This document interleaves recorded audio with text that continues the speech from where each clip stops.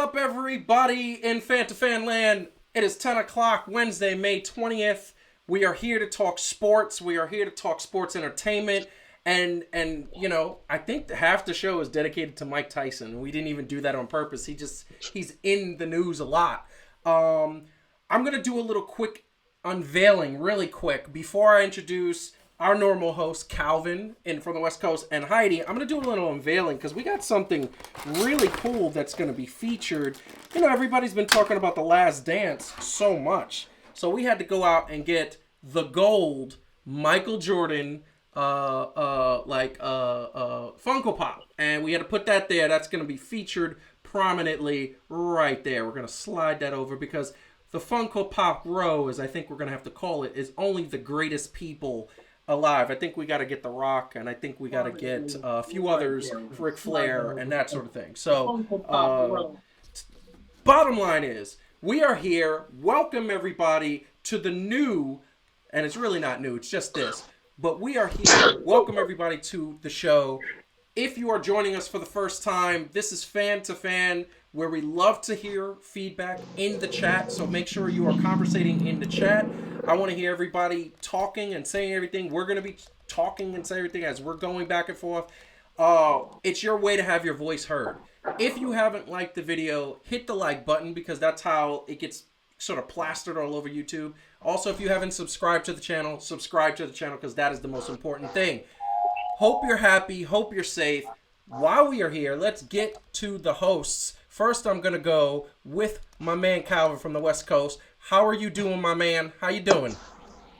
Yo, you know what? I'm good. It's always good to be in Fan2Fan land. I'm a fan. You're a fan. This is our land, and we're going to hit on some hot topics. You know what I mean? We're going to engage with our hot crowd, and we're going to make this thing alive and popping. Nice. And want to welcome everybody in the chat. If you have a drink right now, that's a beautiful thing. Make sure you sip that drink the whole show. We're going to start having drinks, I feel like, at some point. Bring in Heidi right now. I think at some point we got to start having drinks. I think next week let's do margaritas. Let's just do it that way. I mean, that sounds great. I have a feeling we're going to go over by like 45 minutes if we do that. Because it's hard enough to keep you I mean, listen, Calvin, can you have a drink where you're at? If we have drinks? Yeah.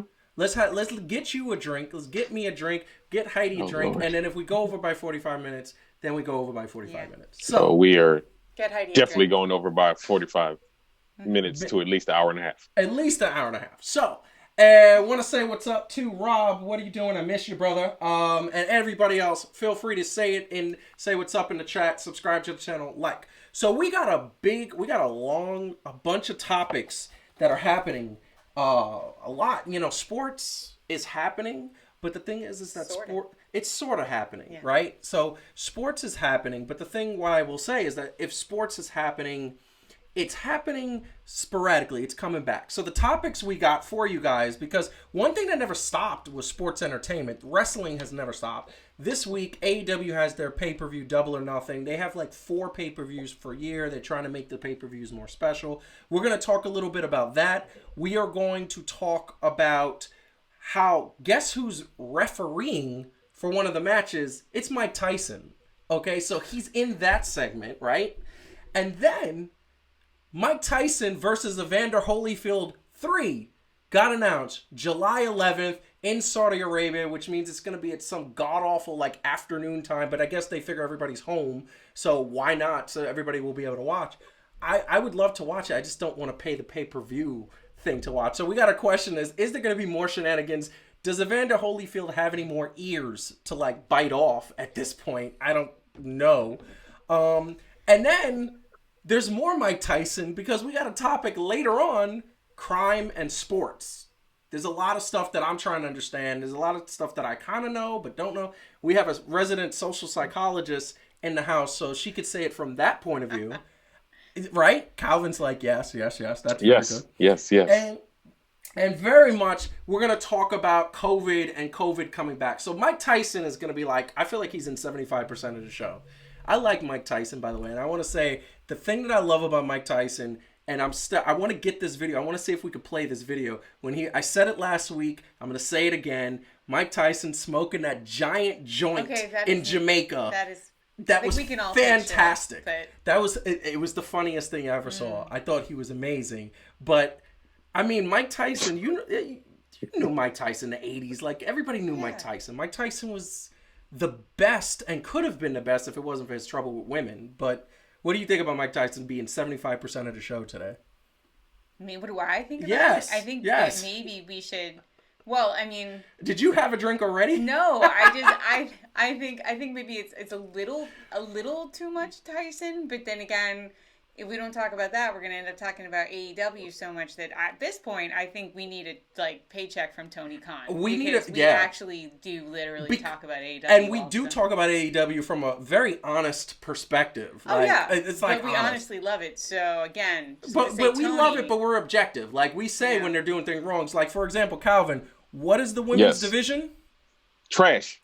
Straight trash, homie. Okay, that's fair. Straight trash. Exactly. So that works. But it doesn't need to be. That's the problem. It doesn't need to be trash. It doesn't. Stop making it trash, AEW. Stop. It's true. They are trash. So the first thing we want to say, and the first topic we're going to get to, is AEW. We're going to go into that. We're going to do it quick because we also did a really cool segment just talking about AEW and the company as a whole and what they're doing right, what they're doing wrong. But for those who don't know, this weekend, this Saturday, is AEW Double or Nothing. Who is at the top of this picture? Oh, it's Iron Mike Tyson, who is going to be refereeing for a very fun match, which is that. He's in the middle of the the match. He's going to be refereeing. He's going to be timekeeper. He's going to be all over the place between these two guys. Cody Rhodes, who is the co-owner of AEW, and Lance Archer, who is this almost like 6'9" dude. He's like 350 pounds of pure muscle. Pretty mean guy. And Mike Tyson is going to be in the middle of that. So I'm sure that they did that for the purposes of promotion and keeping it there. But Double or Nothing is going to be this Saturday. I would love to see it. I think I might see it. I think we should see it. I think that's... I'm sort of secretly hoping that Mike Tyson is taking refereeing lessons from that amazing woman that AEW has. Because how much would you wet your pants to see like Tyson doing Tyson going like this, going like that? Yeah, that would be fantastic. That would be great. Want to say what's up to Jumble Rock and Dennis in the chat. Loving Adam. You all. Jumble Rock is Adam. I know that's but if just a call man, yourself hold Adam. on. No, because if a man, it's just like coming to America. If a man decides to be who he wants Jumbo to be, Rock. if he wants to be Jumbo Rock, a man has the right to call himself Jumbo Rock, and it is right. It is a free country. It is a God-given country. I don't know what series of accents you just did, but I'm pretty sure Adam just uses that so he can like troll stuff. Well, he's trolling videos. Then you know what I would say from that movie. His mama called him Adam. I'm gonna call him Adam. Okay? I've known him as Adam for over 25 years. So what up, Adam? Yeah. Well, I'm trying to be respectful. So that being said, doing a bunch of really terrible accents, you're trying to be respectful. Yes. If a man has the right to call himself Muhammad Ali, he has doing it again. He's doing it again. Sorry. I feel like I need to order a beef patty and get my clothes washed with those accents. Wow, that's horrible. But let's get back to the topic. Hold on. Back to the topic. So really quick, this is the thing that I'm going to say. The first question we have is, so they're calling this Double or Nothing, and that's the pay-per-view, but it's basically something that I want to ask the question. Is AEW copying off of WWE in their sort of main event match, which is a casino ladder match? And if you look at the advertisement for this, it kind of is that way. And what I'm gonna throw it to Heidi first, and I'm gonna say, do you think they are copying off of AEW? I mean, off of WWE? Yes, they're totally doing it, but I would say like that's okay because that's just done in wrestling, right? Like we were looking at the history of ladder matches, like that's not something actually technically WWE invented.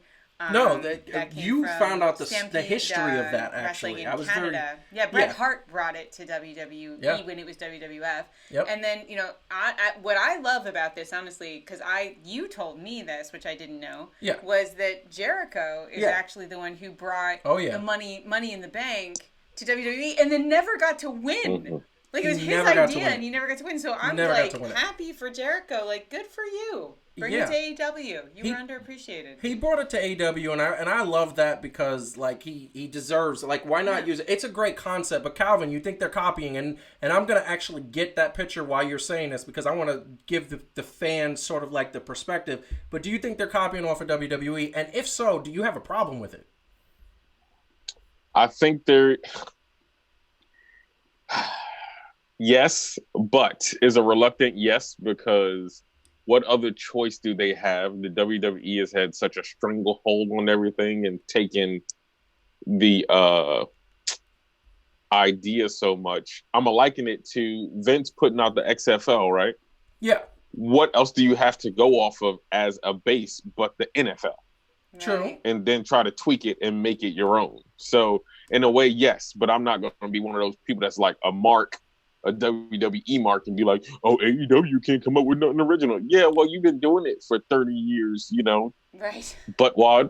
So, yeah, I mean, of course they have to take some of the best elements of what made it, great. Yeah. And make it their own, right? So they're not trying to be original. I think they're trying to be authentic. Yeah, and see, I totally understand that. I get it. I get that they're trying to be original, and I'm going to tell you right now, like, I like the concept. It's one of the most exciting pay-per-views for me because it's like you never know what's going to happen. We saw that a couple weeks ago. Two people that won really shouldn't have won.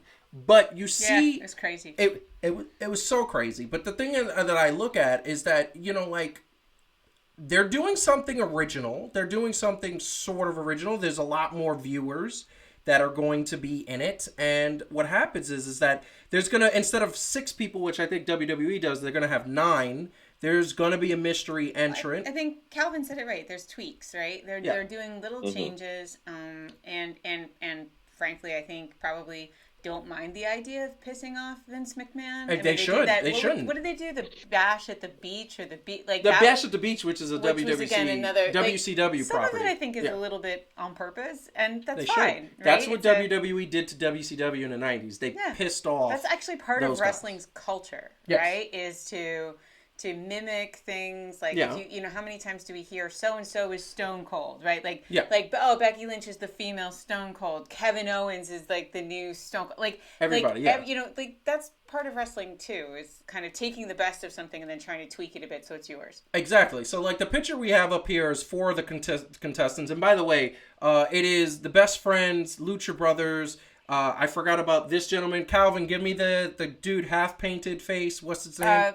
Aubrey Allen or something? Darby Allin. Darby Allin, yes. Colt Cabana is another participant. I forgot about them. Lucha Brothers, I believe Pac is one of the participants as well. So, Orange Cassidy, Ray Cassidy, Phoenix. the Best Friends. All of those guys. And then there's a mystery entrant, and anybody knows that mystery entrant could be a former WWE guy. Rusev. Rusev. It should be. But if you look at that advertisement, and then you forward it to this, and I know this is not the advertisement, but it looks, there's ladders all around the ring. The ladder is the it's not the same thing, but the ladders are the commonality. So that's the thing that I think a lot of people are going to say that this is something that WWE coined, but it's not, because there's going to be differences. And by the way, everything that WWE has put out there, AEW has done better so far. Well, that's the thing. Just want to say that. Personal opinion, feel free to disagree in the chat. So it's going to be interesting. The one thing I'm going to say, and we could go right to this, is Mike Tyson. Is that smart? Is that smart? Oh, yeah. Like, is it smart from a business standpoint for him for the promotional? I mean, for on both sides, yes. Yes. There's no such thing as bad promotion. No. Right? So Mike no Tyson bad publicity. so like Mike Tyson getting in front of the AEW audience is a great idea. They have a younger crowd. Yeah. Not everybody maybe watched Tyson fight before, so it creates some interest. I think it's great for AEW. It makes kind of an interesting... It does. Kind of something. And it does. And that's the thing that I like. I like that. Now, Mike Tyson, you think he's going to get involved? Do you think this is going to be Stone Cold DX Part 2, Calvin? I wouldn't say that far because they're obviously not putting him so much into it like Vince McMahon tried to do when they had their celebrities. But I mean, to that point, Mike Tyson is a WWE Hall of Famer. He is. So kudos to AEW for pulling a WWE Hall of Famer be able to help. But hey, you know what? He loves wrestling and what it does. You know what I mean? So that helps. I think is actually super smart because you're not teaching Mike Tyson anymore, like what they had to do with him and Stone Cold. No. This man is in life and everything else, grizzled, super chill, actually a great mind. I think it's going to be a great addition. Yet to see if it's going to be just one appearance or maybe, you know, multiple as kind of an enforcer type. Rick Rude, I'm thinking more Rick Rude enforcer, not Jake Hager, where he was an enforcer for like a couple of weeks and then started wrestling people. Yeah, exactly. That was, I mean, Jake Hager's, that was, I didn't, but that was pretty cool, but they had to do that because of the MMA. He had an MMA match, and MMA Bellator basically said we don't want him wrestling until he has his match because it might mess up the match. There's a lot more money on the line. But you know, Jumble Rock, aka Adam, has a good point, which is that WWE didn't invent the headlock. Everybody uses a headlock, so that's a fair point. I'm gonna say I don't mind him copying. I think Mike Tyson is going to get involved because they're going to highlight him. First of all, they're going to get publicity because Mike Tyson is a figure. Mike Tyson. He's Mike Tyson. Like, yeah, it's like we're going to get into the controversy. He's infamous. Like, he is all over the place. And anytime he's involved in something, it is what he is. But now I want to get 3 predictions. Wait. What? Yeah, go ahead. I just wanted to make a plea to Iron Mike because I know I'm knowing by faith that he's going to be watching this. So shouts out to your boys. You know, from Fan2Fan to Iron Mike. Oh, he's being tagged in this. He's gonna be tagged in this. Yes. I need him to wear that shirt that says everybody has a plan until they get punched in the mouth. No doubt. I need to bring him his tigers because tigers are really hot right now. Yeah, they are. I mean, apparently, that would be dope. Tigers, yeah. Right? Tiger King. Yeah, that would be dope. That would be dope. So, prediction. First of all, who do you think is going to be the surprise entrant, and who is going to win? Is it going to be the surprise entrant or the Field? That's what we want to know. First, Heidi. Who's going to wait? What? Who is it? The surprise entrant? Who is it? Right. Who is it? And is that person going to win, or is it the Field? Meaning anybody else? Anybody else. Yeah. So first of all, I'm just going to go and say anybody else, right? Really? Yeah, really. Okay. And who's going to be the surprise entrant? I don't think it's anybody else. I have some guesses. Yeah. I actually think Darby Allin is a pretty good choice for winning. Okay. I said this before, and I think you have a point that why I'm probably wrong, but I sort of want it to be Anderson or Gallows. She does. Joseph thinks that that can't be them because he's convinced they're going to remain a tag team in AEW. I'm less convinced that that's necessarily true, and I think I'm just wishful thinking because I'd really like Anderson and Gallows to show up. Yeah. Well, not as a tag team, although they do have other tag teams in this match. I don't know why they did that. Because nobody thinks, I don't personally think that any of the Lucha Bros or the Best Friends are going to win. By the way, I don't think if they say there's a surprise entrant, you don't know for sure that it isn't 2 people. Because if they had said it was 2 people, then we would all know it was Anderson and Gallows, right? So technically it's possible that both of them would come out. Calvin. Who is the surprise entrant, and does that person win or the Field? You know, I want to go with Rusev just because to me it makes sense, but at the same time, I saw something on one of the little wrestling channel things. I think it might have been What Culture that they were teasing that maybe a certain individual who used to go by Ethan Carter III. Who used to go by EC3, the top 1%, and he's been making these promos. Okay. I wouldn't put it past them to give him an actual shot because, like, he became something with TNA, but then TNA became trash. Yeah. By the way, just a quick note: TNA Impact now has a new show premiering June 6th, 1-hour show called Behind the Impact. That's literally what it is. Is it filmed from Sesame Street right behind Oscar's spot? Where the rest of the trash can, is? in the trash Yeah. can. Yeah, I don't know. It's gonna be filmed from like a super crappy trailer that sits out back because Yeah. they Right. have like TNA no funding. trash. They're in the Trash. gym. Like Yeah. it's really bad. I don't know how they're Like a still school on. But bus. okay, so you're saying Ethan Carter III, holding and it. who wins? Mm, The Field or Ethan looking Carter? at the list. See, so we're going for AEW, the Field. You're gonna pick the Field? You know, honestly, but because there's no like the one thing I like about predicting WWE stuff is like you can kind of look when there's multiple people and go, they can go this way, or even if they surprise you, you're like, I can see that. I can't see that with this, and that's a good thing, right? Yeah. Like I'm looking at the people here, and I'm like, you can go either way because I feel like any of these people could have a believable match with any one of these people who are in the championship match. So. Okay, cool. And this is what I'm gonna tell you. And this is my personal pick. My pick is Rusev is the secret entrant, and he wins this match. And Rusev is winning because there was a little tweet that was sent out where Rusev said, and I quote, Chris Jericho was one of the best performers in the history of wrestling. He also was the leader of the locker room. I can't wait to work with him again. That, to me, says he is the secret entrant. See, I'll be getting secret information. Yeah, but that doesn't mean he's going to win. No, it doesn't mean he's going to win, but I think that's a strong candidate. He's trying to get a job. Secret. Yeah, I don't think they give it to Rusev right out of the gate because they didn't do that with Matt Hardy. They didn't do it with Brody Lee. No, what they did with Matt Hardy is they highlighted him for 3 weeks, and on top of that, he gets to call Jericho the hole of the ass. That is so fantastic when he says "le hole of the ass." That's fantastic. We got to move on. So we got our picks. Here's the next pick, and this is a really quick one. We got obviously Iron Mike Tyson in the middle of this match.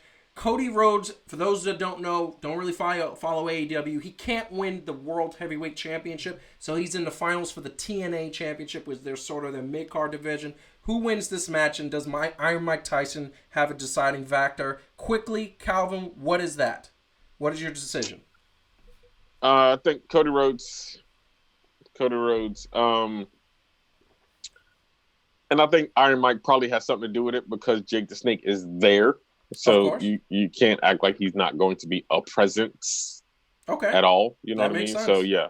I'm going to agree with you 100%. Cody's gonna, There's no surprise there. What about you? Yep, Cody. No problem. Okay, we go quickly with that. And then the final one of the night. So we know this man, Dean Ambrose, a.k.a. Jon Moxley, going up against Luke Harper, a.k.a. Brody Lee. Who wins this match? Heidi, you first. It's funny. I went into this thinking that it was going to be Jon Moxley, but the one thing that makes me think it might not be is I'm pretty sure it's Cody. Mm-hmm. And that makes me think that they're not going to want to have two good guys holding the belts. Ooh. So now I'm actually switching my vote to Brody Lee. So, that's interesting. Calvin, what do you think? I'm a big Brody Lee fan. I'm also a big Jon Moxley fan. Okay. It's a toss-up. I'm gonna jump on the Heidi bandwagon and go with Brody Lee. Okay. And yeah. Okay. So this is what I'm gonna tell you. I think that it's too soon for them to take the belt off of Moxley, and I do believe that he's gonna beat Brody Lee. But I believe whoever wins that championship belt, that ladder match is going to cash in at the end of the night, and we will have a new champion, but it's not going to be Brody Lee. I think Jon Moxley is going to win, and then he's going to lose it. Very a la Edge, it's going to be that type of deal. So I think they're going to cash in right away, although they shouldn't. I think that's such bad Moxley, to say the least. That was terrible. That was very terrible. Okay. Why? You guys are so behind. bad. We are behind. The mystery person is actually going to be Carlito, and he's going to do what he did to John Cena and win the belt his first night. Wow, that's horrible.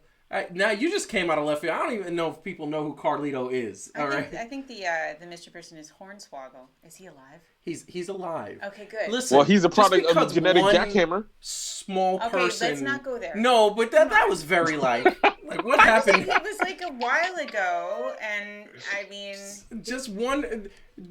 Rest in peace, Vern Troyer. Okay, that all little people have passed away just because Vern Troyer passed away. I just didn't remember that Vern Troyer. I was a fan. Okay, mini me. Yes. All right. We're still slowing down. Okay. We're slowing down. Okay, fine.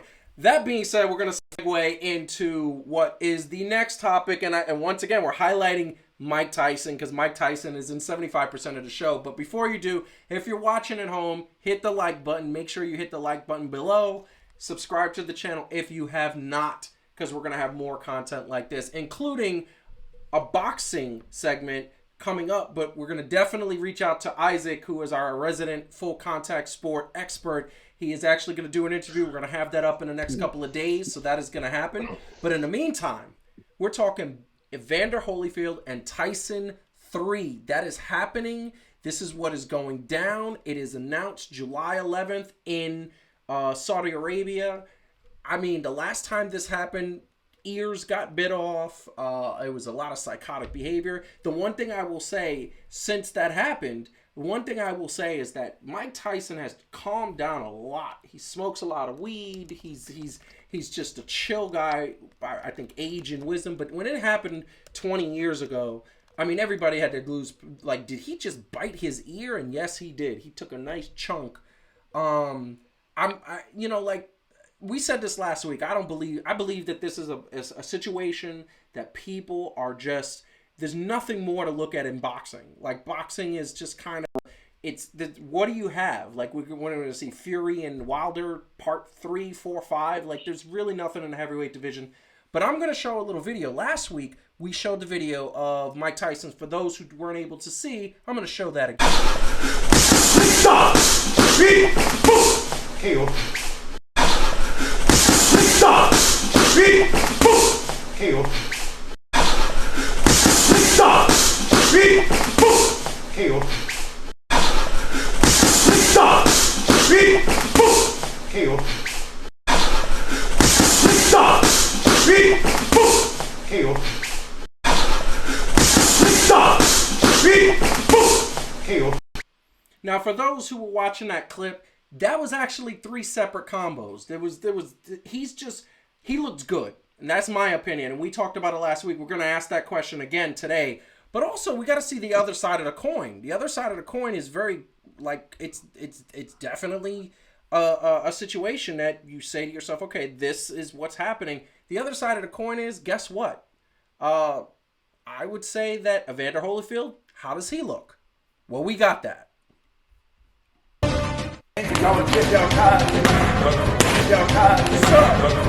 want to say really quick, definitely want to put that out there. You know, we saw that video. We saw both clips, right? Mm-hmm. Mike Tyson, training as fast as he can. He's 53. Evander Holyfield is 56. Okay? These guys are training hardcore. Do we think, first of all, are they going to kill each other? Because these men are kind of old. They already took a beating, okay? They've have some miles on the head and the chest, but they're in their 50s. Do you think this is going to be a good fight? And, I mean, are you interested in seeing this? Me? Yeah, go Start for with it. Me? Absolutely. Of course I think it's going to be a good fight. You see more and more athletes breaking age barriers all the time. You see it in wrestling all the time. Yeah. Some of our favorite wrestlers are kind of getting up there, and they still manage to be good. Are they as spry as they were when they were in their 20s? No. But they're really skilled, right? And there is something to be said for experience, and I think they'll put on a good show. You know, it's 2 old guys fighting each other, which sort of makes it. But it makes them evenly matched. The most boring match in the world is an unevenly matched. Yeah. Like, where one guy just clocks the other and it's over. Yeah, if Mike Tyson fights Tyson Fury, I think that'll be done in about 35 seconds. Nobody wants to see that. But I think this is going to be great. I think it's nostalgic. I think it's got good story. Listen, George Foreman did it. He was 60. I think he's 60 or 61, and he won the World Heavyweight Championship. I mean, honestly, these guys are in amazing shape. I don't think you can just say, oh, they're old, and so it's not going to be a good... Like, I think they could put on a good fight. Okay. Calvin, what do you think? Didn't we just see this in that movie with Sylvester Stallone, Robert De Niro, and Kevin Hart? Yes. Uh-huh. Yeah, that was it. Well, I forgot what the name of that movie was. Now I'm going to have to go watch that again. It's with the Macklemore song. You know, it's the... man, I forgot the name of it. Look it up, please. Yeah. I know what's exactly what movie you're talking about, but yeah, that's what it is. Honestly, I think it's going to be a good fight. I think we're gonna have to retrain our mind not to think back to them in their prime. And we haven't seen them boxing in a while, so I mean they look good, but we're just gonna see how long it's gonna last, right? Like Well, if you use what we saw, I mean the Undertaker can probably still put on a good match as long as it's not too long, right? Like Yeah. Well, you figure, and they're not going to hit each other as hard as they hit each other back in the day, and so but it's grudge match is what it's called. Grudge match. Yep. There we go. grudge match, yes, Yeah. yes. So yeah, I think it's That's cool. what it's gonna be. That's what it's gonna be. I mean, the thing that bothers me about this is, so first of all, they're friends now. Like, they are friends. Like, this is, and it further lets me know that this is boxing being, publicity, and boxing being, like, we want to just promote a hot fight between hot fighters. And I said it a million times. I've always felt that boxing is scripted, and a winner of the outcome is known. They just don't admit it, because if they do, it would turn a lot of people Conspiracy off. theory. Yeah, that's a conspiracy theory, completely. But the fact that these two guys, this is the thing, the fact that these two guys, and by the way, just because it's scripted doesn't mean somebody can land a lucky punch and get hurt. So it's like, a lot of people say that wrestling is scripted, and because it's scripted, you can't get hurt. No, you can get hurt. Oh, yeah. Okay, so not taking anything away from the athletes, I just feel that the promoters have too much power in boxing, and they know when somebody's hot. They know that people are going to tune in probably more in terms of like buyability and pay-per-view buys than like a Wilder versus Fury 3. They know that nobody wants to see that, and there's nobody else in the heavyweight division that's interested, and boxing, truthfully, there's not that many people that are interested. Obviously, one of the questions I'm going to ask Isaac when we speak to him is, I'm going to say, Isaac, do you want to see this as a boxing savant? And it'd be very interesting to hear what he says. So, Isaac, if you're watching, please feel free to put a chat, and if not, we're going to interview. That being said, I'm interested to see it. Yeah. Because it is Tyson. And I want to see, the last time he was in a boxing ring, he got his behind whooped. And he wasn't in the same headspace though. Like he even admitted that. Like as a person. Yeah, as a person, he wasn't happy with himself. Yeah, I will say this: I don't think that boxing is scripted. I do believe, though, they can look and see who's better than who, right? Yes. So they can kind of create the narrative. Kind of like what they did in Creed, right? In the first one? Yeah. Wasn't that the first one? You know what I mean? Like he was doing a little something. Yeah. No, not when they had was Drago. Part two. But, no, not when he had Drago, but in the first one, remember? Like the only reason he got the fight was because of his name. So like they know how to hype it up in a way. In Creed. Okay, I thought you meant like what I'm saying? The original Rocky. Okay, go ahead. No. Yeah. Or even in Rocky. You know what I'm saying? Like they know how to kind of make it seem like more and then hype it up with the extras. So it's not necessarily fixed in that way. No, but what it is fixed. A perfect example is that conversation in Rocky 2. I know that's a movie. It's dramatized. The perfect conversation. She's laughing, but I'm saying a point. You do this all the time. It's like, let me illustrate this thing that I think is real with a movie. Yes, because I like to paint a visual. I'm in filming, so that's what it is. That being said, in Rocky 2, they had that conversation where they were telling Apollo, if you do this, you're going to be the bad guy. And I feel like what the promoters do is they get with the boxers, they get with the people that are going to be in the matches, and they say, look, if you win this, you're not going to be, like, we don't think you're bankable. So we're not sure that you should win this. And I don't feel that it's not like the boxers are taking dives. What I do feel is that the promoters are like, I hope this guy wins. And if he does win, this will be great. And if he does, and if the other guy wins, we're not going to promote him. Maybe. I feel like the promoters have too much power. They have an enormous amount of power, and it's possible. that happens sometimes. Yeah. Hey, take his version of Rocky 5 away. He's been watching that a little too much. Touch me and I'll sue. It's true. It's true. But that being said, and I'm gonna say we got to move on. But who wins that fight? Quick. Oh, Tyson. We do. The fans. We win the fight. Oh, we get to see it again. Dude, really? I'm starting to see through you with your little half behinded picks where you don't pick a winner. You try to say the political answer. I want a winner. I need you to pick a winner. I could have been a politician. I should be the New York mayor, but we ain't gonna get into that. Anyway, you would be doing a better job. Dennis voted for Tyson too. Dennis is tight. And in the chat, people in the chat, tell us who you think is gonna win. Put down who you're gonna win. So come on, Calvin, you got to pick. Okay, a winner. I'm gonna go with Tyson. But I don't know. I mean, I wouldn't be surprised if Evander Holyfield won. Oh my God! No. Listen to me. Listen to me. Oh my God! Listen to me. No. Okay. I'm going with Tyson. Okay. But I would not be surprised that with Evander Holyfield, because he's been more cerebral about the game. I'm talking about and how he did it, being more technical than Mike Tyson. So you're going with Tyson, but you're not surprised if Evander Holyfield wins. That's just giving odds. That's diplomatic. You're a senator. You are a senator. Describing the odds. You're a senator. No, you said who do I think is going to win? I think Mike Tyson is going to win. Listen, but somehow if Evander Holyfield won, I can see that. If he was a senator and you asked him who's going to win, he would say, what I really want to talk about is how America is filled with winners. Wow. Right? That's how a senator does it. That's called true. a pivot. That's true. I'm going to go with Evander Holyfield. I'm going to tell you right now, I just feel like I think that even from the beginning, Evander Holyfield was the better boxer than Tyson. Tyson I felt like had the power when they first met. He had that knockout power. But Evander Holyfield he's just a better boxer. He's just a better strategist. So I think I'm going to go with Evander Holyfield. So we will see. It'd be nice one to last see thing. more than 3 rounds. Yeah. One last thing in defense of Mike Tyson. Yeah. The one thing that he did not have for the bulk of his career, even when he was dominant, was a great headspace. He had people always trying to jerk him around, make him his puppet, cash cow, and all that other stuff.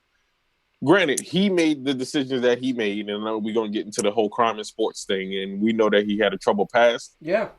And I'm not saying he had to take responsibility, which he has done as a human being, and done a great, path of enlightenment or whatever you want to call it, to get his zen, you know what I mean, where it needs to be. Yeah. But imagine how dangerous. You know who Mike Tyson reminds me of real quick?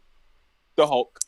In his progression in the movies. Okay. Now he kind of like Smart Hulk. Yeah. You know what I mean? Like now he's Smart Hulk. Rumor that the Hulk is actually going to be a main villain in the next phase. I think this is. Oh, Amadeus. I think Calvin is so spot on. Like nobody's ever fought a centered Mike Tyson. True. And that guy hits hard. So if we're going back to the old man theory, it's hard to be an old man and take punches from a guy who's still like that. Listen, he was always a hard hitter. The dude who he was just hitting with, I'm gonna put this up one more time and then we're gonna move on.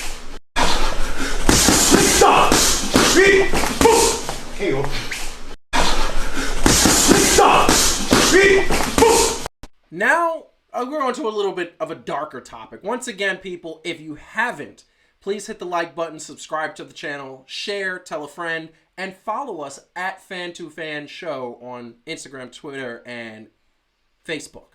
But we're going to a little bit of a dark topic. So sports is controversial. You have to have a certain intensity when you're talking about sports. People who are the greatest, we saw in The Last Dance that Michael Jordan had this whole persona of being sort of a nice guy and everything.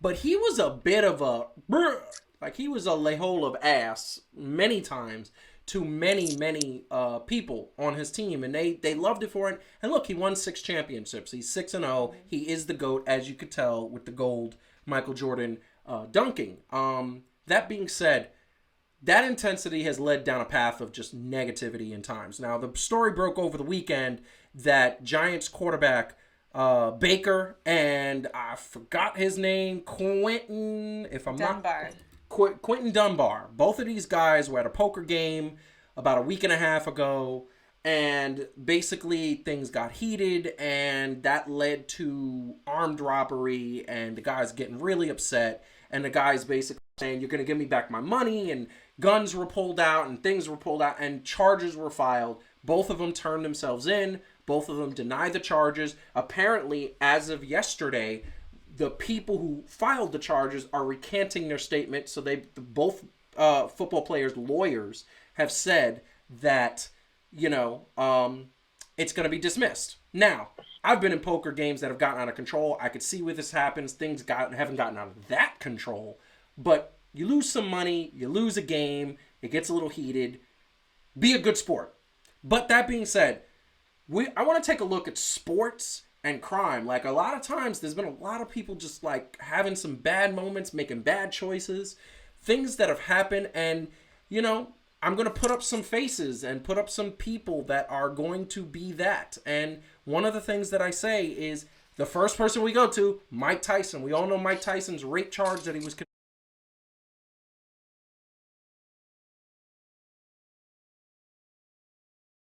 having a good time. That was the third picture that you're seeing right now. And Mike Tyson is infamous for that, having that sort of edge of the thing.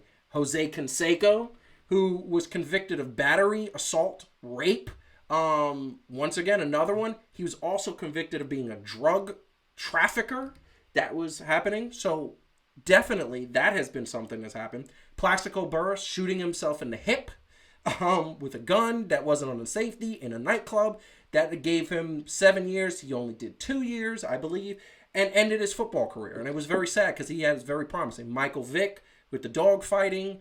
That was something that was very tragic. And obviously I love dogs, so now he's paying his penance by talking out and speaking out against dog fighting, so he's trying to make amends. But then if anybody thought we were just men and men of color, no, Tonya Harding, she did it. She went for the ice skating because of jealousy. She had somebody hired to stab Nancy Kerrigan, and we all know how that... Took her out at the knees. Took her out at the knees, excuse me. Yuri, your birth, I forgot his name. I'm hacking his name. He's one of the best closers in baseball history. Battery, robbery. One of the most infamous persons in O.J. Simpson. Obviously, we know what he was acquitted of, but then we know what later he was convicted of. Is out now, but I think the worst of all is Aaron Hernandez. And that's just my opinion. Aaron Hernandez had just signed a brand new deal, and then all of the things happened. And the whole time he was so many shots of him laughing while being on trial. And guess what? The fact of the matter is, laughing while being on trial because it's that sports mentality, athletes thinking that they can get away with things and thinking that they're above the law, thinking that there are things that are going to happen. Aaron Hernandez was convicted of murder, was sentenced 25 to life, was not going to be paroled for at least 25 years, and they said this probably going to happen, has since ended his life, committed suicide in jail. Very dark topic. But the thing that I'm going to ask, and the thing that I'm just curious about, and as being a sports athlete and playing sports and having fights and getting into intense rivalries, and I've done this on a basketball court. We talked about it last week where, I was on a basketball court, got elbowed in the head, jumped up and jumped on the guy, and we got into a major brawl in Jamaica Park, Hollis, Queens. I was probably 11 years old, but it turned into 30, 12, 13, 14-year-olds just fighting. It was just really bad. Started from me getting elbowed in the head, and I was just trying to play basketball. Things happen, things get intense. But we're not talking about that. We're talking about a psychology, and that's why I'm going to kick it to you, Heidi, first. Oh, I get to go first. You get to go first. A psychology of sports athletes. There's been so many situations that they feel they're above the law, and they feel they can't be touched, and they can get away with anything. What is the sort of depiction? What is the thing that is causing them to feel this way, and how do you break it down? Okay, break it down for us. So I think, first of all, just quickly separate the things that happen during play, yes. Like what you're talking about, yes. Where a lot of that is adrenaline. People just also especially in team sports, you've got the team identities clashing and everything. So take that aside, because I think that can happen to anybody really when they're playing a sport, like you said. They can get in that headspace. The off the court stuff, right? The stuff that happens in their private lives. I think it's kind of there's two big categories. One is some of it for some of these guys. We either talk about Aaron Hernandez, you talk about O.J. Simpson. Some of it is really kind of fragile masculinity, right? I can't be disrespected. I can't be emasculated by anybody, right? Because they have a tremendous ego, and their whole identity is wrapped up in, I'm a badass. Everybody looks up to me. So nobody can touch that. And if they put a dent in it, then they have to retaliate with violence, right? And so I think and that's the only way they know how to retaliate. Right. So I think that's part of it, right? A lot that kind of lacking some maturity. any affront to their kind of like their ego, right, is a problem. But the other piece that you talked about, which is really true, is a thing about power in general. It's not just sports. When people are in a position of power, it actually does stuff to your brain. So you tend to, it makes anybody, like take any human, put them in a position of relative power to the people around them, and it makes them take bigger risks. It makes them overly optimistic. It makes them more sort of selfish, right? They think about their own goals rather than other people's. So you said like they think they're above the law. I think it's more they think they're not going to get caught. Like they actually do the calculation wrong. Yeah. But do you think that it's sometimes, and this is the thing I'm curious about, because yes, there are some that say, I have money now. I'm talking professional athletes, and I'm talking like Tyson, talking, I think Jose Canseco was definitely in that room. When you see his personality and his just ego, yes, he was one of those people that was like that just felt like I could probably I have the money that I could get out of this. But my thing is that I feel like there's a certain amount of psychology that says that the people say, even if I get caught, what are you going to do? I'm OJ. I'm Jose. I'm wrong. These guys. I don't think that's wrong. I just think it happens later. Like, I think at the time that they're deciding to commit a crime, that it's like an act of violence or these two guys taking guns out at each other in the middle of a poker game, I don't think anybody's actually thinking about, I'll get away with this because I'm rich and famous. They're just acting on impulse. They're just pissed. But later, don't forget, all these people have flunkies, right? Who are telling them, like, you're going to be fine. You'll be fine. I'll take care of you. It's going to be great. We're going to take care of you. It's like how Britney Spears ended up shaving her head, right? Because she had, like, all these flunkies around her telling her she was right about everything and she should just do more drugs and shit. Which is horrible. So, I don't like yes men. I like people to tell me the truth. But all of these people have a ton of them, right? So I think in the moment, a lot of it is impulse. But then afterward, I think is what you're talking about, where they kind of justify it and they think they're going to be fine. Yeah. And sometimes they're right and sometimes they're wrong. And here's a perspective, and I'm going to bring Calvin in on this because,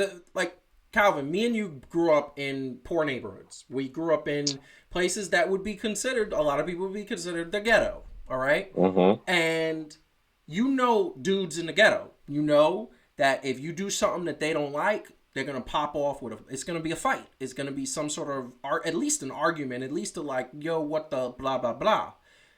So, a lot of these professional athletes, Mike Tyson was that, O.J. Simpson was that, Jose Canseco was that, Aaron Hernandez was that. These guys come from poor neighborhoods.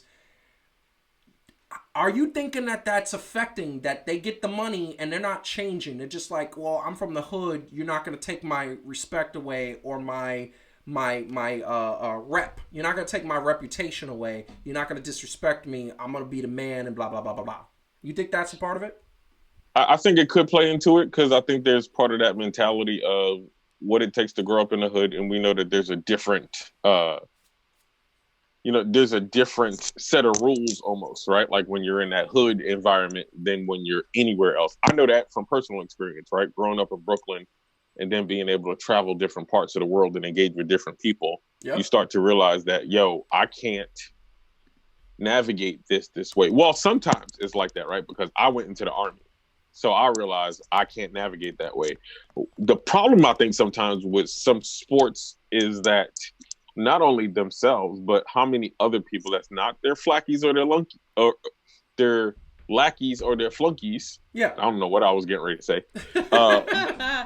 Yeah. But the coaches and the organization, right? Because they don't see them as people, they see them as investments or whatever, right? Like 100%. You know what I'm saying? So like I don't have the long clinical answer, but I do believe that like you put them into this environment is either the stress to be able to get out of the hood for them. So they're looking at one thing. The organizations are looking at them as, I can make a lot of money off this kid.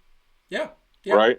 So they go forth offering them money and all this other stuff. And I don't know. I don't think that I think there's a component missing. I'll say this real quick, and coaching sports. And Heidi, let me know what you think from your amazing big brain. I honestly believe that there's a part in sports where they should have like a Heidi, like, right, somebody there that's dedicated to that part. Yeah. To be talking with these dudes and being like, look, you can't do this. Yeah. This is not what you do, right? Like, because they get this money, but they don't change their mentality. Well, right? So they out there Yeah. doing this and they gambling that way. These two dudes gambling that way, I'm pretty sure that's where they came from. no, and it's true. And they were, I know they were playing poker, but like apparently there was a game of craps too, and somebody said they had loaded dice. And you know, like that's the thing. Like for you to say that it's loaded dice in a craps game, that something's wrong. Like something's wrong with your mentality. My thing is, and this is the thing I'm gonna say, like the NBA can do this where they could hire somebody who is with each player, because there's only 15 players on the team. They could hire somebody that says, yo, I'm going to make sure that you stay out of trouble, and my job is to make sure that you're chilling and you're staying on your thing, and they could do that, right? Mm-hmm. Baseball teams can't do that, although there's not a lot of baseball players that get into trouble because the baseball season is so long. Okay? It's just like, how can you get in trouble? I know there's an off season, but in the off season, you're mostly, because you're away from your family so much that you want to spend time with your family, and then you want to go on vacation and there's things. Football teams have 70 dudes on the team. You can't assign one person to each player. That would be a lot of money, although probably would save the team a lot of money in the end.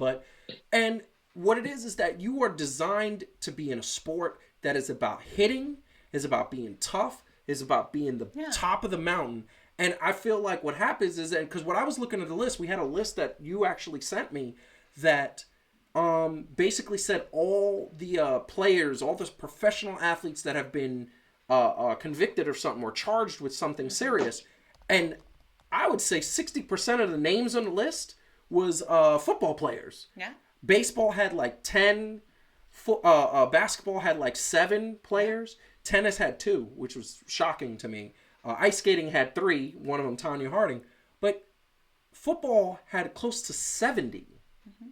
Like, it's just crazy. So, like, I feel like the intensity, you're bigger, you're like, rah. It's football players get into that. And, you know, to speak to Calvin's point, we met dudes that were just like, we grew up in poor neighborhoods. In poor neighborhoods, there's people trying to prove themselves. There's people who have chips on their shoulders. There's people trying to get, like, means, and they're trying to be tougher because that's what you have to be.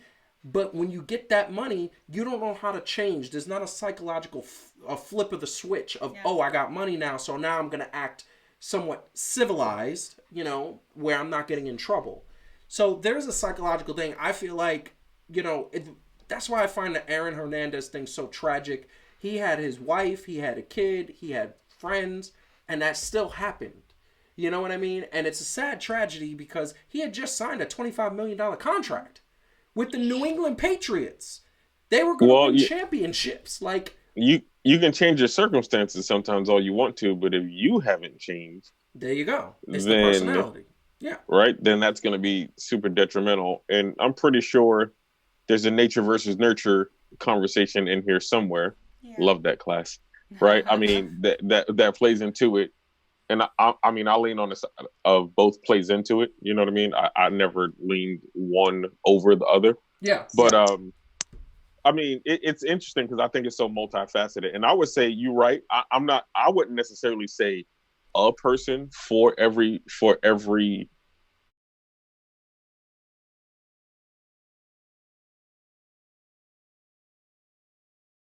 this. Have a team of mental health professionals there. Yeah, I mean, to be able to sit there and talk with them and if you're talking a football team, guys getting in trouble, the fact of the matter is if you have 5 therapists that handle 10 guys, that's 50 guys they can handle. Maybe it's 12 guys. The point is that there are these professional athletes that get in trouble. They get in trouble because they put in scenarios of like, this is what's happening. Plaxico Burress had a gun on him in a nightclub. Why would you have a gun on you in a nightclub? Like, what trouble are you trying to get in? And had he not had the gun, he'd have never shot himself and he would have never been arrested. And, you know, like Michael Vick had the opportunity, and he's on the screen right now. He was basically running a fighting ring. And he said that the people around him were saying, hey, do it. Like, this will make you more money. You know, like, I look at this situation as very tragic because, like, when you're trying to make something, you're trying to make it big, and then you see people fall from grace when they made it big. You say, man, it's a tragedy. But you know, but for every, there's also, I think, you know, could something like assigning something to everybody work? Maybe. I think the really great things are people like that are really powerful are people like Terry Crews, Yeah. and Michael Vick now. Yeah. You know, the people who, I mean, Terry Crews was from Flint, Yeah. Michigan. He was. We know what's he was happening an in NFL Flint. player. He talks a lot. He wrote a book about manhood, about like how to kind of basically not be an ass. He had and fragile masculinity and all that stuff. He talked about, you know, for a lot of his life, he was super public about it. Like he had huge anger issues. He was borderline abusive to his family and to his children. He had a like severe porn addiction. I did not know that. He had a What? lot of self-control issues, and he's been super public about it.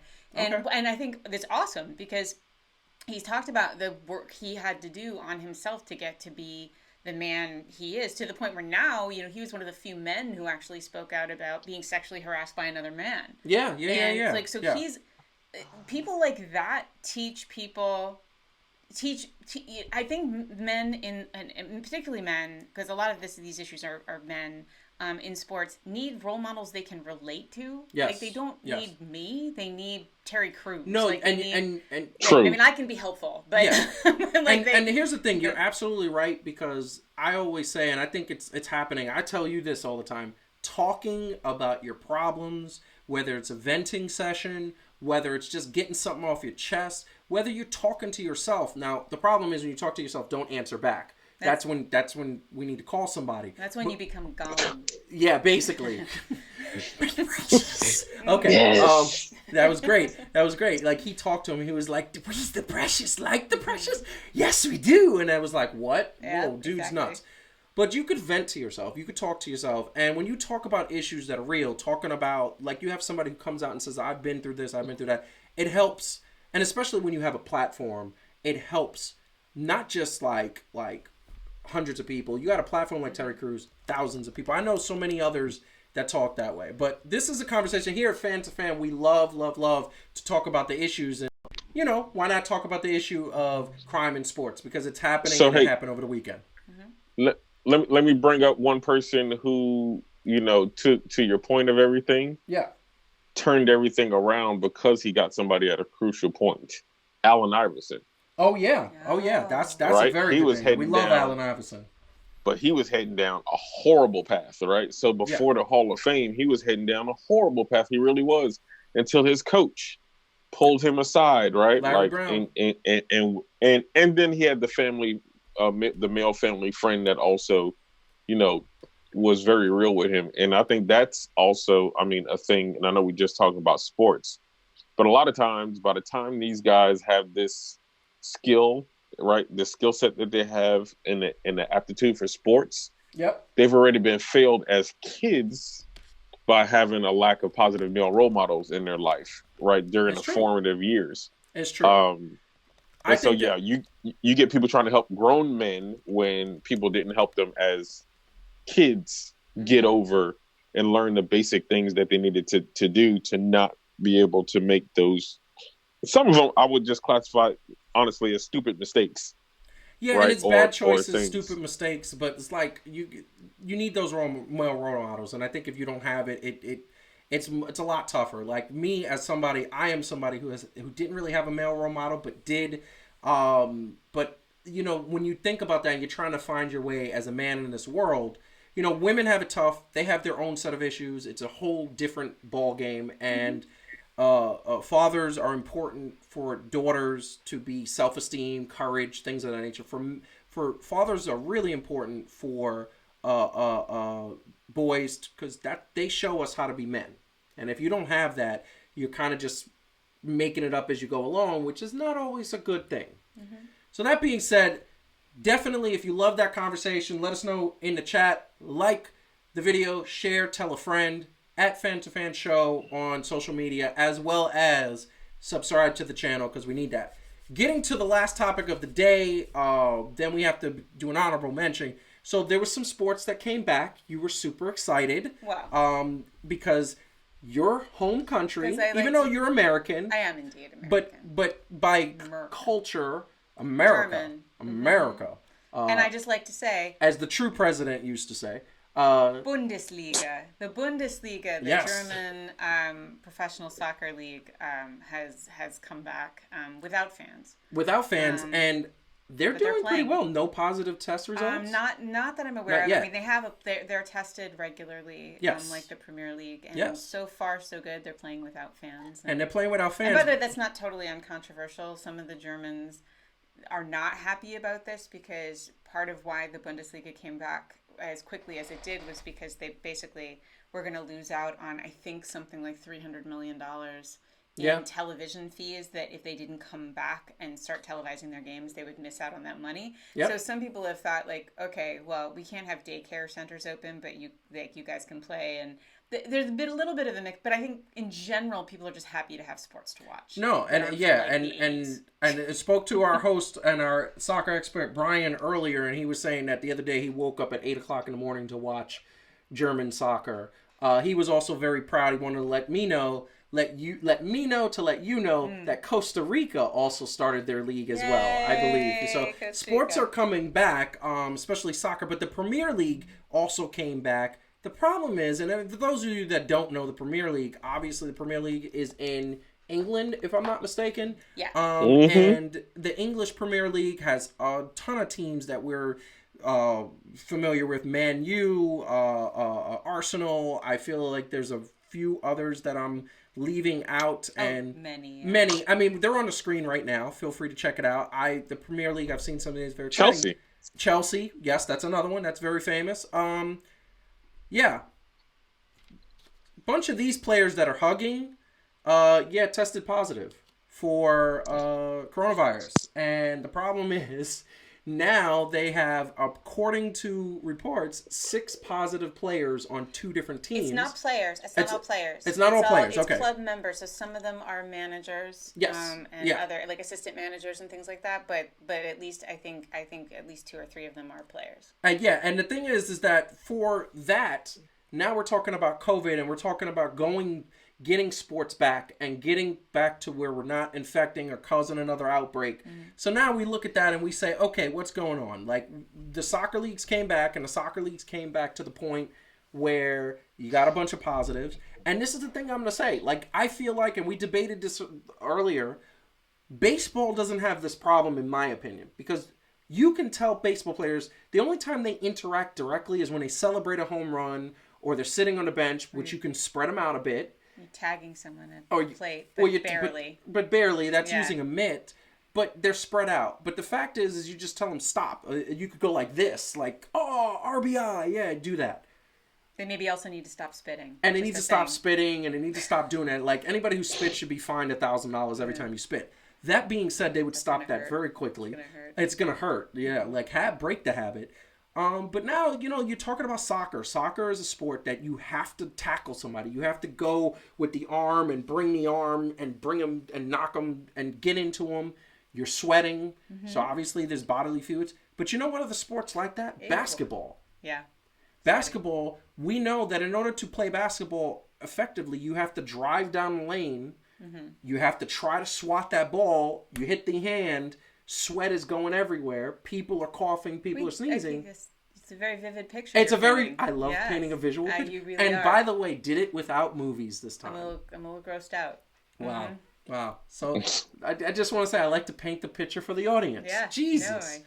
That being said, so what do you make about the positive effects? Should the Premier League, Calvin, I'll go to you first. Should the Premier League shut it down? You know what? Better safe than sorry. And it really did suck this whole thing up when reliving basketball. And obviously we were live on the air. Yeah, when we found out about Rudy Gobert being the defensive player of the century. Yes. Very defensive player of the century because he blocked the entire NBA, which he was very sad about and has donated a lot to charity. Look, he blocked every sport. He blocked every sport. Yes, very much. He was worse than Bugs Bunny in that one cartoon. He was like, "Yep, got this." How are you not getting on him about using Bugs Bunny? I like that reference. Thank you. Hey, I saved mine. Okay, I saved mine. Wow. But you know what? I'm better safe than sorry. Honestly, I think they should wait a little more. just to see how this is going to play out. You know what I mean? Mm-hmm.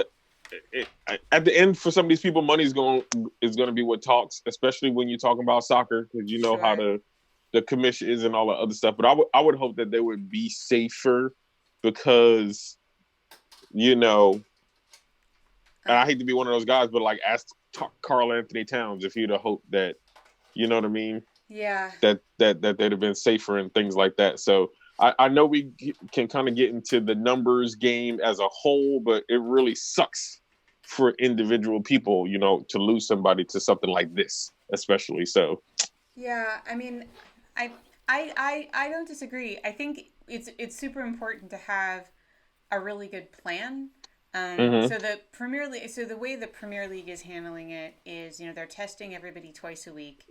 If a player tests positive, or any member of the club tests positive, and the entire club has to get tested. If they test positive, they get isolated for a minimum of 7 days. Yeah.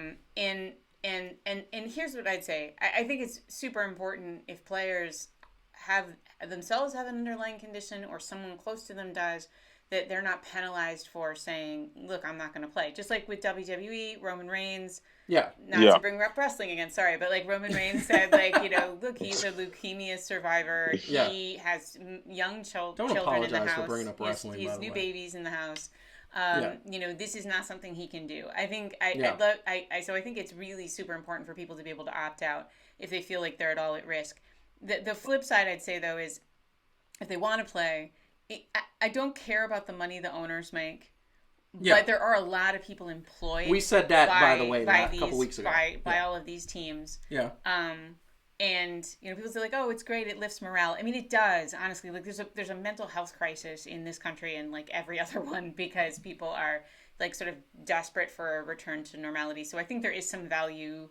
I think Brian has a mental health crisis because he has no sports. Definitely has a mental health crisis. He's probably twitching because he has no sports. He's like, oh my God, I don't have any sports. So I think there's some benefit to that. I think there's some benefit to making sure people Brian. You know, get their jobs back, that they're paid and things like that. But Calvin, I think you're right. Like, you know, it has to be a really a choice that each player and each person who works for the team feels free to make the way they need to make it, because you know, you don't want to see people pressured.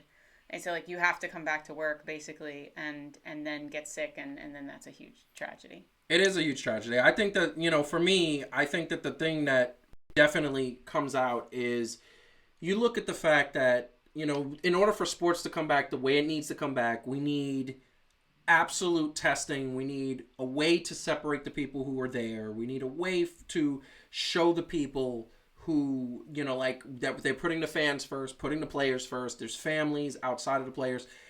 If you can't test on a, like, weekly basis, if you can't take temperatures, the players have to be honest. I'm not feeling okay. Test me. This feels weird.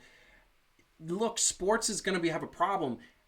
I'm going to be very heartbroken if we get the NBA season started, because I like the Clippers. I'm a Brooklyn Nets and New York Knicks fan. I'm going to be very sad, though, if the Clippers don't have a chance to win a championship, because I would love the Clippers, who have never won a championship, to win a championship, and they have a good chance. Yeah. What will happen in the span of it'll be Rudy Gobert Part 2. You know, you'll have a situation where one player tests positive, and next thing you know, they shut down the league, and they say we're not coming back, and this season's a wash. They don't have to shut down the league. I mean, they don't have to. We're in a better position than we were. Like, I think they're going to shut down the league. I think that it's going to be a knee-jerk reaction. We have to brace ourselves for that, because that definitely could happen. That's going to be... Brian, don't get too excited. Yeah. It could get turned off at any time. So I'm serious. The Premier League, they literally they had so many people tested. And by the way, that happened so recently that it almost certainly didn't have anything to do with the actual return of the Premier League. Like, these are probably people who were infected before. Like, but hopefully they didn't get a chance to play. I don't think they did get a chance to play. No, they haven't played any game. They haven't even decided when they're playing games. Yeah, they're just practicing. Coming back for practice. Yeah, exactly. So I look at that and I say, this is the thing that we have to get back to. We have to get a way to get to test and make it so that players are safe. And like I said, it's the weekly tests. The players have to be honest. It's the trainers and medical staff saying, "Wait, you don't look right. Something's wrong. Let's get you tested. Let's make sure." And you got to be able to Yeah. opt out if you have vulnerable people in your life. That we all have to be mindful of that. I mean, it's going to be for a while now. Exactly. I look at, Carl Anthony Towns' mother passed away, and he's, I'm sure, still affected, and he should be. That's his mother. He loved his mother. But like in that situation, you had a close member who maybe they weren't that close because of distance, because I believe she doesn't live in Minnesota, and I think he does live in Minnesota. Mm-hmm. But the point is that could have been easily where she could have affected him. Yep. And the players, you can't tell them to stay away from their family, and let the family goes out. And there's a lot of things that have to happen, and hopefully we get a vaccine quickly, and hopefully sports comes back. Though, so moving on to the last topic, and unfortunately, after we had a dark topic, and we had a sort of dark topic, although it's a little sad because we don't know what's happening. Now we got to go to a sad topic, a very, very heartbreaking topic. Over the weekend, a wrestler by the name of Shad Gaspar, who was swimming off the coast of California with his son and his family, basically risked his life, ended his life, gave up his life to save his son, got caught in a riptide. The body was found yesterday afternoon. Shad Gaspar, in case those who don't know, was part of the WWE Tag Team Crime Time, one of the best performers, awesome skits. Wish they could have done more in WWE. He wanted to move away from the WWE world. He felt like wrestling was taking away from his family. He loved his family tremendously, to the point where he sacrificed himself to save his son. His son is safe, but unfortunately now will be without his dad. And a lot of social media fallout, WWE stars, so many people saying how much he was a great guy, loved his family, loved his son, and everything that we're hearing is not what you hear from an obituary. It's basically hearing the truth. And it was very sad to hear, very tragic. He was 39 years old and will be missed. He is a guardian angel for his son and his family, and prayers and tears and heartfelt sorrow go out to him and his family.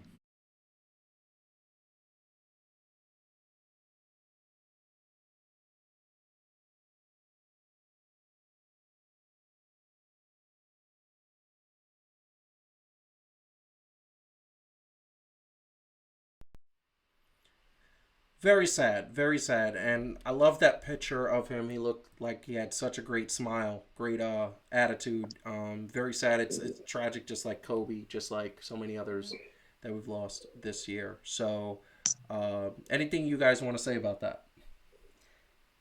Calvin? All right. I don't know. I don't know why it's so tough to hear. It's not like I'm gonna act like he was my favorite wrestler ever. Hello, Crime Time, man. It was from Brooklyn, represent. You hear the circumstances, you see people talking, and you know that like they get caught up in the riptide, and he tells them, "No, you need to get my son before you get me." So it's less. It's a fan aspect. It's a close in age aspect. It's a from the same neighborhood aspect. But it's a parental aspect, like yeah, right. You can imagine that would be any of us if our kids are somewhere, to instinctively think about that. And so I know it's sports, and I know it's wrestling, so a lot of people might not really get it, but Batista had said something about it, like he was transitioning right into acting and all this other stuff. So right, like they're people like us. They have dreams, they have goals that they wanted to do. And I've heard him speak before. He put his kids before a lot, so he's doing a lot for his kids. To be a good father and break the social narrative of the African American male and what people might think, about absenteeism, or absentee fathers, I should say, like we just talked about, right? Yeah. Creating that better life for these kids. So hopefully, my hope just in thinking about this is that his son understands as much as the ultimate sacrifice that he made to ensure that he was going to have a better life, So that's what kind of makes it sad. But obviously, you know, my hearts go out to his family and the grief that they have, and it's sad. It really is. It's very sad. I think I know I say really quick because we do have to go, but I say that anytime somebody passes away at a young age, I always say we're meant to live longer than 40 or 45 years old. Maybe even 50. I don't know, but it's very sad. But yeah. It was a great show. Definitely. It's a great show, and like I said, the show must go on. It was a great show. We definitely want to see you back next Wednesday. Heidi, you got anything to say to the people? Yes, two quick PSAs. One is just having grown up at the beach, guys, if you are ever in the water and you're in a riptide, what you get taught to do when you grow up at the ocean is not try to fight. So the riptide pulls you out, right? It's like a little channel that happens under the water, and it keeps pulling and pulling you out. And what people try to do is they try to swim back against it, and they drown fighting the water. And the best way to actually get out of a riptide, which I've done twice in my life, and it was not a lot of fun either time, is actually to swim parallel to the shore. Because what you want to do is get out of that riptide channel. Yeah. So you actually pick a direction and swim parallel. Don't try to swim back in. Try to swim to the side. And eventually you'll feel the difference in the water, that it's actually not pulling you anymore. Yeah. And so that's one of the things, like, people just don't know that. If they don't grow up with it, they don't know that. And I didn't know that. Yeah. So quick PSA. So, that's how you do your best to survive a riptide. And the other thing, just on a lighter note, because we were talking about this with the criminals, and I forgot to mention it. If you have not seen it, the Bash Brothers featurette that the Lonely Island guys made, Andy Sandberg, about Mark, that's hilarious, actually. and Mark McGuire and Jose Canseco is one of the weirdest, funniest things we have ever seen in our lives. Yeah, we promote it. Yeah, it was funny. One of the most bizarre, awesome things you could possibly watch. So if you want to kind of uplift your spirits a little bit, look for that. I think it was on Netflix. Yes, it's on Netflix. It's called The Bash Brothers, and it's absolutely hysterical. So watch that. I love it. Calvin, you want to say anything really quick to the people? You know, just like sports, we're going to move on. Appreciate the PSA, Heidi, honestly. I'm not getting in the water at all. I grew up in Brooklyn. So shouts out, I mean, and not to make light of what happened with Shad, but shouts out to that brother for even being able to swim. So that showed the growth that he had, because I was just going to find a fire hydrant and get wet. Yeah. Shallow end of a pool and didn't know how to swim. So that was my, so pools are in there. But I'm going to say that. Look, at 5 years old, he was also 5 feet tall. So, whatever. Yeah. Well, my father had to pull me out with with one hand. It was really scary.